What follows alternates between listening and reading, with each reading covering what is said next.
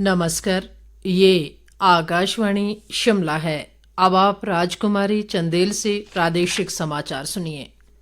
आज के मुख्य समाचार। नामांकन के तीसरे दिन 4 संसदीय और 6 विधानसभा उपचुनावों के लिए 12 प्रत्याशियों ने दाखिल किए नामांकन पत्र। केंद्रीय सूचना व प्रसारण मंत्री अनुराग सिंह ठाकुर ने कहा, कांग्रेस कार्यकर्ता बुरी तरह हताश, झूठी गारंटियों के कारण करना पड़ रहा है जन आक्रोश का सामना। मुख्यमंत्री सुखविंदर सिंह सुक्खू ने कहा, कांग्रेस के अयोग्य करार दिए गए विधायकों के खिलाफ चल रही है जांच, जल्द होंगे बड़े खुलासे। और राज्यपाल शिव प्रताप शुक्ल ने मौजूदा परिस्थितियों के अनुरूप भारतीय संस्कृति को समझने पर दिया जोर। अब समाचार विस्तार से। प्रदेश में 1 जून को होने वाले 4 लोकसभा और 6 विधानसभा उपचुनाव के लिए नामांकन पत्र दाखिल करने के तीसरे दिन आज 12 उम्मीदवारों ने अपने अपने नामांकन दाखिल किए। मंडी संसदीय क्षेत्र से आज कांग्रेस उम्मीदवार विक्रमादित्य सिंह ने मंडी में अपना नामांकन दाखिल किया। कांग्रेस की ओर से यहां सुंदर सिंह ठाकुर ने कवरिंग उम्मीदवार के रूप में नामांकन पत्र भरा। कांगड़ा संसदीय क्षेत्र से कांग्रेस के आनंद शर्मा ने धर्मशाला में अपना नामांकन पत्र दाखिल किया। इसी संसदीय क्षेत्र से नारायण सिंह डोगरा ने हिमाचल जनता पार्टी के प्रत्याशी के रूप में नामांकन भरा। शिमला संसदीय क्षेत्र से सुरेश कुमार ने राष्ट्रीय देवभूमि पार्टी के उम्मीदवार के रूप में अपना पर्चा दाखिल किया। हमीरपुर संसदीय क्षेत्र से हेमराज ने बीएसपी और रतन चंद कटोच ने इसी पार्टी के कवरिंग प्रत्याशी के रूप में नामांकन पत्र भरा। हमीरपुर संसदीय क्षेत्र से ही गोपी चंद और गरीब दास कटोच ने निर्दलीय, जबकि अरुण अंकेश सयाल ने एकम सनातन भारत दल के प्रत्याशी के रूप में नामांकन पत्र दाखिल किया। लाहौल स्पीति से विधानसभा उपचुनाव के लिए रवि ठाकुर ने भाजपा के उम्मीदवार के रूप में, जबकि कुटलैहड़ विधानसभा क्षेत्र से राजीव शर्मा ने निर्दलीय प्रत्याशी के रूप में आज अपने अपने नामांकन पत्र दाखिल किए। वरिष्ठ भाजपा नेता और सूचना व प्रसारण व खेल मंत्री अनुराग सिंह ठाकुर ने कहा है कि कांग्रेस अंग्रेजों द्वारा बनाई गई बांटो और राज करो की नीति पर चल रही है। अनुराग ठाकुर ने आज कुटलैहड़ के बंगाणा में पार्टी के पन्ना प्रमुख सम्मेलन को संबोधित करते हुए कांग्रेस को भ्रष्टाचार की जननी करार दिया और कहा कि उसने देश भर के भ्रष्टाचारियों को एकत्र करने का काम शुरू कर दिया है। अनुराग ठाकुर ने कहा कि कांग्रेस का असली चेहरा जनता के सामने आ गया है। ऐसे में नरेंद्र मोदी लगातार तीसरी बार जीत की हैट्रिक लगाने वाले हैं। उन्होंने कहा कि दूसरे चरण के मतदान के बाद कांग्रेस की हताशा और निराशा साफ नजर आने लगी है। अनुराग ठाकुर ने कहा कि कांग्रेस को देश के भीतर से नहीं बल्कि पाकिस्तान से समर्थन मिल रहा है। उन्होंने कहा कि कांग्रेस के नेता जनता के बीच अपनी सरकार की एक भी उपलब्धि नहीं बता पा रहे हैं। इससे कांग्रेस का ग्राफ लगातार गिरता जा रहा है।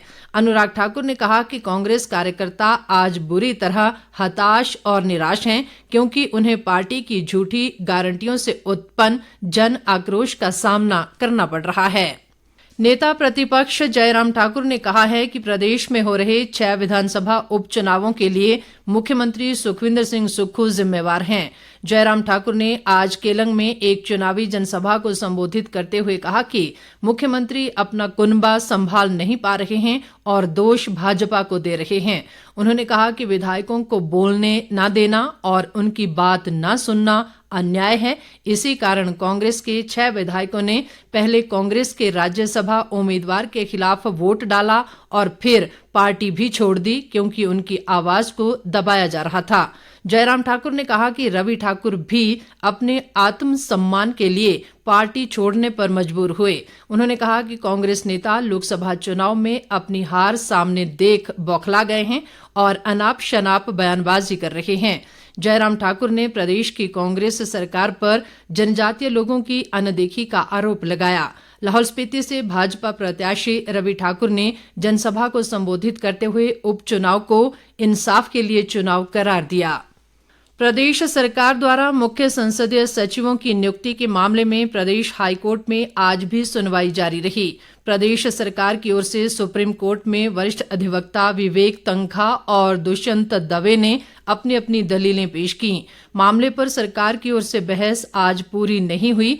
ऐसे में इस मामले पर अदालत में कल भी सुनवाई जारी रहेगी। इस मामले पर याचिकाकर्ताओं की ओर से बहस पहले ही पूरी हो चुकी है। प्रादेशिक समाचार आकाशवाणी शिमला से प्रसारित किए जा रहे हैं। वरिष्ठ कांग्रेस नेता और मुख्यमंत्री सुखविंदर सिंह सुक्खू ने कहा है कि प्रदेश के 4 लोकसभा और विधानसभा के 6 उपचुनाव में मुकाबला छल कपट और ईमानदारी के बीच है, जिसमें ईमानदारी की जीत होगी। मुख्यमंत्री ने आज मंडी के सेरी मंच पर पार्टी प्रत्याशी विक्रमादित्य सिंह के समर्थन में आयोजित चुनावी रैली को संबोधित करते हुए आरोप लगाया कि पूर्व भाजपा सरकार ने प्रदेश की अर्थव्यवस्था को अस्त व्यस्त कर दिया था। रैली को संबोधित करते हुए उप मुख्यमंत्री मुकेश अग्निहोत्री ने कहा कि प्रदेश की कांग्रेस सरकार पूरी तरह स्थिर और मजबूत है। कांग्रेस के प्रदेश मामलों के प्रभारी राजीव शुक्ला ने पार्टी कार्यकर्ताओं से एकजुट होकर घर घर जाकर वोट मांगने का आह्वान किया। प्रदेश कांग्रेस अध्यक्ष प्रतिभा सिंह ने कहा कि लोकसभा चुनाव में कांग्रेस की जीत विक्रमादित्य सिंह की नहीं बल्कि मंडी संसदीय क्षेत्र के लोगों की जीत होगी। विक्रमादित्य सिंह ने इस मौके पर कहा कि सांसद बनकर मंडी को आदर्श संसदीय क्षेत्र बनाना उनका लक्ष्य है। उधर कांगड़ा चंबा संसदीय क्षेत्र से पार्टी उम्मीदवार आनंद शर्मा के आज धर्मशाला में नामांकन पत्र दाखिल करने के बाद जोरावर स्टेडियम में आयोजित जनसभा को संबोधित करते हुए मुख्यमंत्री सुखविंदर सिंह सुक्खू ने कहा कि प्रदेश के बिके हुए विधायक सलाखों के पीछे जाएंगे। उन्होंने कहा कि इस मामले में जांच चल रही है और इसके पूरा होने के बाद कई बड़े खुलासे होंगे। उन्होंने कहा कि अब नोट के दम पर वोट खरीदने वालों को सबक सिखाना जनता के हाथ में है। मुख्यमंत्री ने कहा कि उनकी सरकार ने 1 साल में 2200 करोड़ रुपए से अधिक का अतिरिक्त राजस्व जुटाया है, जो प्रदेश के इतिहास में रिकॉर्ड है। राज्यपाल शिव प्रताप शुक्ल ने कहा है कि वर्तमान परिप्रेक्ष्य में भारतीय संस्कृति को मौजूदा परिस्थिति के अनुरूप समझने की आवश्यकता है।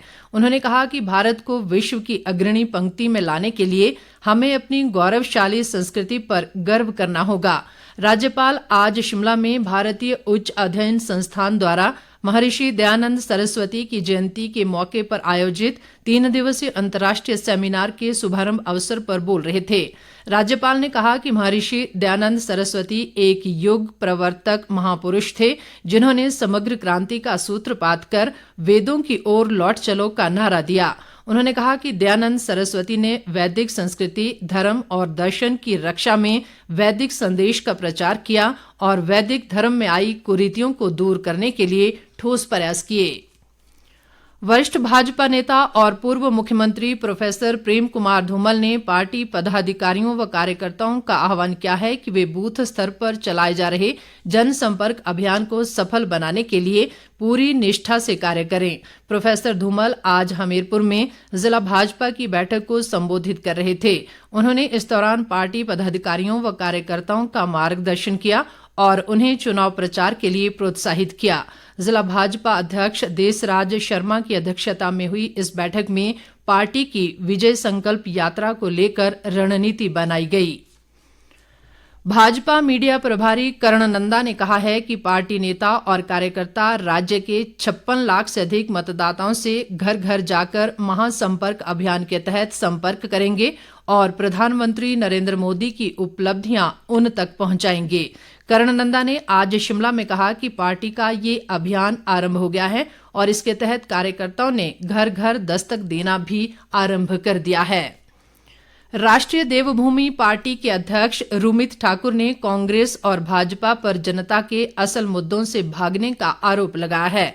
रुमित ठाकुर ने आज शिमला में पत्रकारों से बातचीत करते हुए कहा कि ये दोनों ही दल लोगों को जाति, रंग और नस्ल भेद के नाम पर बांटने का प्रयास कर रहे हैं।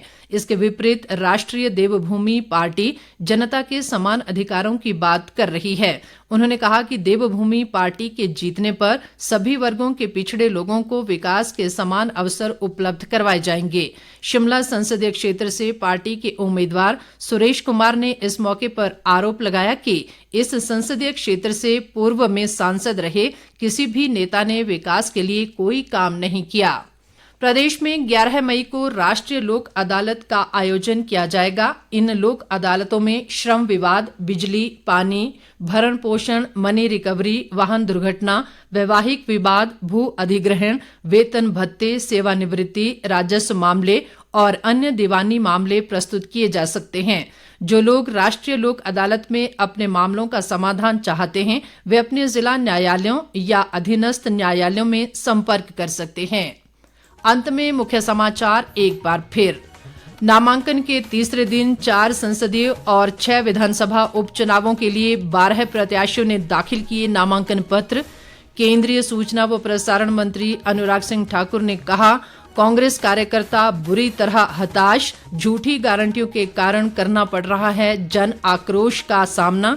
मुख्यमंत्री सुखविंदर सिंह सुक्खू ने कहा, कांग्रेस के अयोग्य करार दिए गए विधायकों के खिलाफ चल रही है जांच, जल्द होंगे बड़े खुलासे। और राज्यपाल शिव प्रताप शुक्ल ने मौजूदा परिस्थितियों के अनुरूप भारतीय संस्कृति को समझने पर दिया जोर। इसी के साथ ये समाचार बुलेटिन समाप्त हुआ। नमस्कार।